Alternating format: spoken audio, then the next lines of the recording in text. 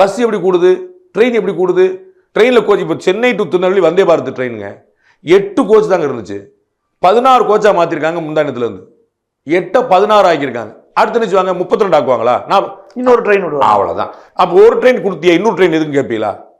என்ன லாஜிக்கு? அண்ணன் சீமான் வந்து நல்லா அடுக்குமுள்ள பேசுவாரு, நீங்களாம் கைது விட்டுவீங்கனால சொல்லிட்டே இருப்பாரு. இல்ல சார், ஆனா இங்க சென்னை ஏர்போர்ட்ல இன்னும் அந்த 100% வரலைங்கிறாரு. தெரியலங்க, நீங்க போய் பாருங்க. அண்ணன் யார் யார்கிட்ட என்னென்ன கேட்கணுங்கிறது இருக்குல்ல. நீங்க சீமான்ட்ட போய் சென்னை டிராஃபிக், ஏர்போர்ட் டிராஃபிக் அப்படின்னு சென்னை ஏர்போர்ட் ஆத்தாட்ட போய் கேளுங்க, என்ன டிராஃபிக் கேளுங்க.